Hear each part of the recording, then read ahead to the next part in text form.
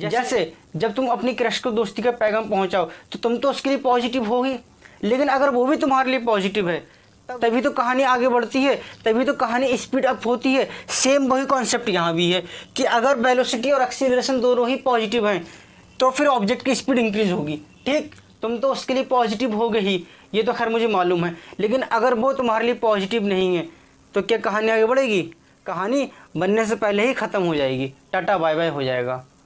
Same यहाँ भी है कि एक्सीलरेशन और वेलोसिटी दोनों अगर अपोजिट डायरेक्शन में है तो स्पीड इंक्रीज नहीं करेगी, और दोनों ही अगर सेम डायरेक्शन में है तो स्पीड इंक्रीज करेगी। हेलो गाइस, आज हम शुरू करने जा रहे हैं वेलोसिटी डिस्प्लेसमेंट ग्राफ।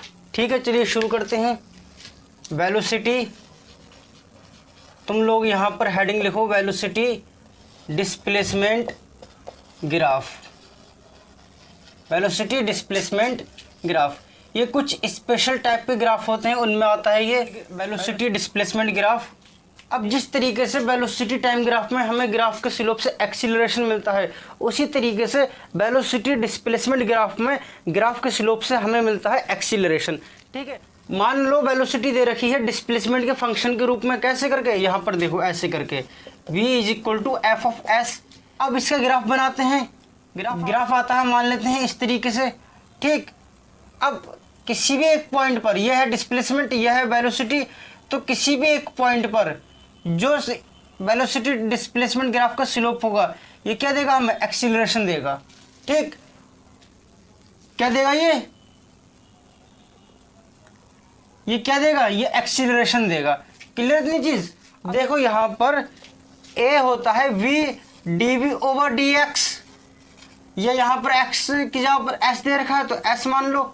ठीक, यहाँ से एक काम करो तुम, dv/ds ऐसे लिखो और यहाँ पे लिखो a/v। बट dv/ds क्या होगा? ये होगा स्लोप, तो यहाँ से हम कह सकते हैं स्लोप जो होगा वो a/v, यानी कि स्लोप के जरिए हमें मिलेगा किसी एक पॉइंट पर एक्सीलरेशन और वेलोसिटी के बीच में रेशियो। ठीक है, तो हम ऐसे भी कह सकते हैं कि ये जो स्लोप होता है ये एक्सीलरेशन और वेलोसिटी का रेशियो देता है। ठीक, ऐसे भी हम इसे कह सकते हैं, जैसे चाहो वैसे कह लो कि स्लोप क्या है? किसी भी एक पॉइंट पर एक्सीलरेशन और वेलोसिटी के बीच में रेशियो को दिखाता है। ठीक, ऐसे भी कह सकते हो इसे, और ये भी कह सकते हो कि इसके स्लोप से हमें मिलता है क्या चीज़? किसके स्लोप से? वेलोसिटी और डिस्प्लेसमेंट के स्लोप से एक्सीलरेशन और वेलोसिटी के बीच में रेशियो मिल जाता है। और यहाँ पर फिर क्या होगा तुम्हारा? ये जो इक्वेशन है यहाँ पर कोई 3 वेरिएबल दे देंगे और चौथा तुमसे निकलवाया होगा तो निकाल दोगे, जैसा हम करते हुए आए हैं। आसान है ये, समझ में आया इतना? मैं साइड से हो रहा हूँ, तुम इसे नोट कर लो, फिर हम करेंगे सवाल इस पर बेस्ड। ठीक, नोट कर लिया? चलिए, अच्छी बात है। अब हम करते हैं कुछ सवाल। गाइज, तो शुरू करते हैं आज के अपने सवाल। आज का अपना पहला सवाल है, a particle is moving along a straight line whose velocity displacement graph is shown in figure, what is the acceleration when displacement is 3 metre. एक स्ट्रेट लाइन पर पार्टिकल मूव कर रहा है, उसका वेलोसिटी डिस्प्लेसमेंट ग्राफ यहाँ पर दे रखा है। जब डिस्प्लेसमेंट 3 मीटर है तब उसका एक्सीलरेशन क्या होगा ये हमें निकालना होगा।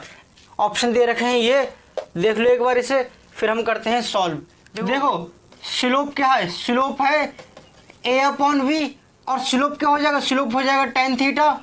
ठीक, लेकिन कैसा रहेगा स्लोप? नेगेटिव स्लोप रहेगा। ये देखो कैसा रहेगा? स्लोप रहेगा नेगेटिव स्लोप, तो माइनस का tan थीटा।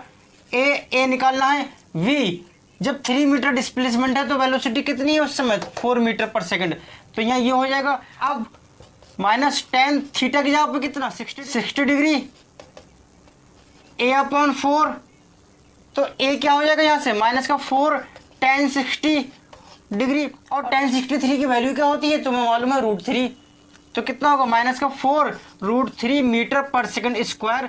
तो मैच करो कौन सा वाला ऑप्शन है?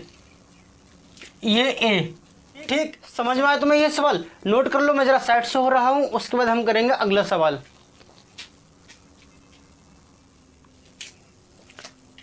नोट कर लिया?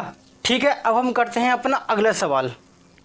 गाइस, आज का हमारा अगला सवाल है, a particle is moving along a straight line whose velocity displacement graph is shown in figure at which of the points marked is the object speeding up. ये वेलोसिटी डिस्प्लेसमेंट ग्राफ दे रखा है, ये पॉइंट है, इस पर 1 2 3 हमें बताना है कि तीनों पॉइंट में से कौन से पॉइंट पर ऑब्जेक्ट की स्पीड इंक्रीज हो रही, बढ़ रही है। ठीक, कैसे करेंगे चलो देखते हैं। देखो मैं तुम्हें पीछे के लेक्चर्स में बता चुका हूं कि ऑब्जेक्ट की स्पीड तब इंक्रीज होती है जब एक्सीलरेशन और वेलोसिटी दोनों सेम डायरेक्शन में हों, चाहे पॉजिटिव में हो दोनों, चाहे नेगेटिव में हो, लेकिन अगर दोनों ही सेम डायरेक्शन में हैं तो ऑब्जेक्ट की स्पीड इंक्रीज होगी। ठीक, एक कॉन्सेप्ट ये है। अब अगला कॉन्सेप्ट देखो, यहाँ पर a is equal to v d v over d s ये होता है। अब यहाँ पर देखो वेलोसिटी तो पॉजिटिव है तीनों ही केसेस में, यहाँ भी तीनों ही केस में वेलोसिटी पॉजिटिव है, यानी कि v तो पॉजिटिव है। अब हम ये देखेंगे dv ओवर ds कहाँ कहाँ पॉजिटिव है, कहाँ कहाँ निगेटिव है। अगर dv ओवर ds हमें कहीं पॉजिटिव मिल गया तो वेलोसिटी तो है ही पॉजिटिव, तो पॉजिटिव पॉजिटिव एक्सीलरेशन भी पॉजिटिव हो जाएगा, तो एक्सीलरेशन और वेलोसिटी दोनों पॉजिटिव। उस पॉइंट पर ऑब्जेक्ट की स्पीड इंक्रीज होती होगी। ठीक, तो वेलोसिटी तो पॉजिटिव है, बस अब हमें dv ओवर ds चेक करना है इन तीनों ही पॉइंट पर। तो यहाँ देखो पहले रीजन पर आ जाओ, यहाँ पर जो dv ओवर ds है वो देखो पॉजिटिव है। पहले रीजन में dv ओवर ds हो गया पॉजिटिव। ठीक, वेलोसिटी है ही पॉजिटिव तीनों ही केस में, तो यहाँ पर क्या होगा, एक्सीलरेशन भी पॉजिटिव इस केस में। तो देखो पहले रीजन पे वेलोसिटी पॉजिटिव है, एक्सीलरेशन पॉजिटिव मिल गया, दोनों पॉजिटिव पॉजिटिव यानी दोनों सेम डायरेक्शन में, तो यहाँ पर ऑब्जेक्ट की स्पीड इंक्रीज होगी। ठीक, दूसरे पर आ जाओ, दूसरे रीजन पे dv ओवर ds क्या हो जाएगा, जीरो। वेलोसिटी कैसे हो गई यहाँ पे कांस्टेंट, तो ऑब्जेक्ट की स्पीड तो यहाँ इंक्रीज होगी नहीं। तीसरे के रीजन पे आ जाओ, यहाँ पर क्या होगा, dv ओवर ds ये इस तरीके से आता होगा, यहाँ पर dv ओवर ds क्या हो गया, निगेटिव हो गया, यानी कि यहाँ से देखो तो एक्सीलरेशन हो जाएगा निगेटिव, तो वेलोसिटी पॉजिटिव लेकिन एक्सीलरेशन निगेटिव, अपोजिट डायरेक्शन में होगा, तो यहाँ पर स्पीड इनकी कम होगी। तो सिर्फ और सिर्फ पहला रीजन ऐसा है जहाँ पर ऑब्जेक्ट की स्पीड इंक्रीज होती होगी। देखते हैं कहाँ पर है ये ए पर है। ठीक, समझ में आया तुम्हें ये सवाल, मैं साइड से हो रहा हूँ, नोट कर लो इसे, फिर करेंगे अगला सवाल।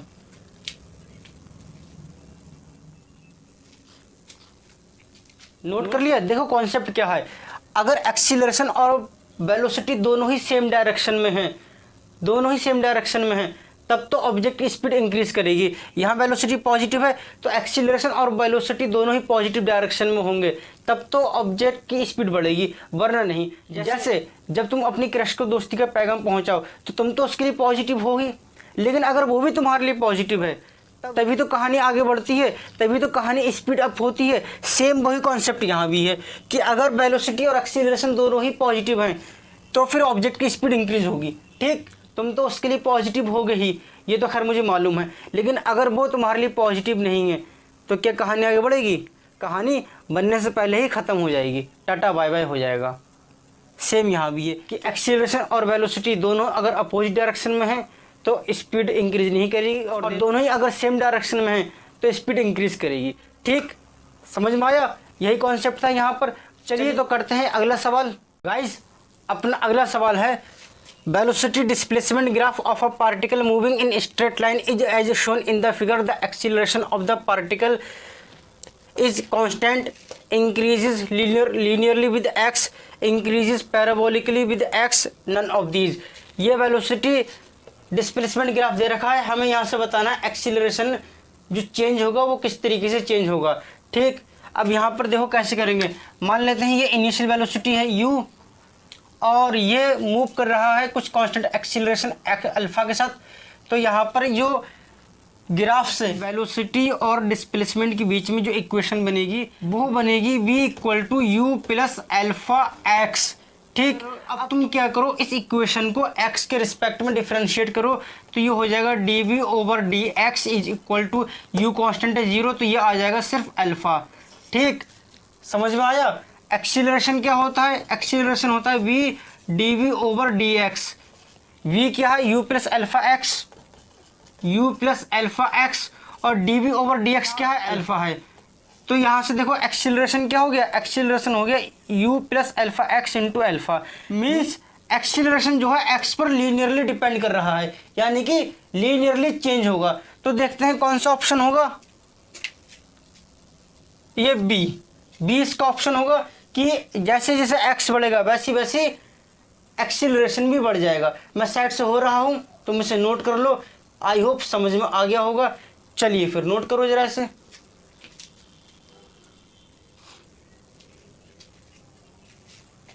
नोट कर लिया, ठीक है। फिर अब हम करते हैं अपना आज का आखिरी सवाल, और एक सवाल दूंगा मैं तुम्हें होमवर्क में, उसे तुम करके कमेंट में आंसर टाइप करना, ठीक। तो चलिए करते हैं आज का अपना आखिरी सवाल। गाइस आज का अपना आखिरी सवाल है, क्या है पढ़ते हैं। Velocity displacement graph of a particle moving in a straight line is as shown in the figure, the corresponding acceleration versus velocity graph will be. देखो वेलोसिटी डिस्प्लेसमेंट ग्राफ दे रखा है, इसको रीड करते हुए यानी इसको कन्वर्ट करके हमें एक्सीलरेशन वेलोसिटी ग्राफ बनाना है, ठीक। तो कौन सा ग्राफ आएगा इसमें से, ये या फिर ये, ठीक। देखो इस तरीके के सवाल करने के लिए मैंने तुम्हें पिछले लेक्चर्स में ट्रिक बताई है कि जो ग्राफ दे रखा होता है क्वेश्चन में उसे पढ़ते चले जाओ, जो इन्फॉर्मेशन मिले उस इन्फॉर्मेशन से पूछा हुआ ग्राफ बनाते चले जाओ, बन जाएगा, ठीक। अब ये ग्राफ दे रखा है, इसे पढ़ो, वेलोसिटी डिस्प्लेसमेंट ग्राफ दे रखा है। तो एक चीज देखो यहां पर ए ओवर वी क्या होता है, slope. A over v slope कैसे निकलेगा, वेलोसिटी अपॉन डिस्प्लेसमेंट।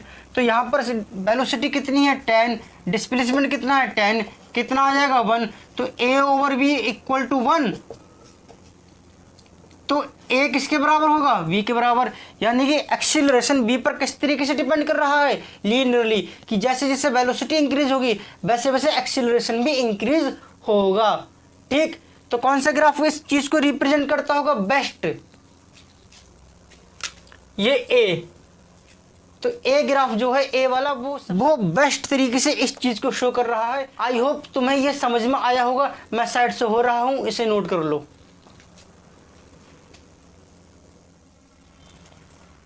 गाइस तो आज के लेक्चर करते हैं हम यहाँ पर ही कंक्लूड। आज के लेक्चर होता है यहाँ पर ही समाप्त। ये सवाल दे रखा है मैंने तुम्हें, ये होमवर्क के लिए है। इसे अभी साइड से हो जाऊंगा, एक बार पढ़ के बता भी दूंगा। इसे तुम नोट करना, इसे तुम पढ़ना, नोट करना और ट्राई करना, और उसके बाद वीडियो के नीचे कमेंट में आकर टाइप करना कि इसका आंसर क्या होगा। देखते हैं सबसे पहले कौन करता है इस क्वेश्चन को सॉल्व, ठीक। क्या सवाल है ये, the acceleration velocity graph of a particle moving in a straight line is shown in figure then the slope of the velocity displacement graph increases linearly, decreases linearly, is constant, increases parabolically. जो मैंने last सवाल कराया है ये उसी सवाल की तरह है, बस क्या करो इसे उल्टा करते चले जाओ। जो उसके स्टेप आए हों ऊपर से नीचे, इसको सॉल्व करने के लिए उन्हीं स्टेप को नीचे से ऊपर की तरफ करते हुए ले जाना। देखो तुम्हें इसका आंसर मिल जाएगा, ठीक। समझ में आया। तो देखते हैं सबसे पहले कौन इसका आंसर देता है, ठीक। मैं साइड से हो रहा हूँ, इसे नोट कर लेना।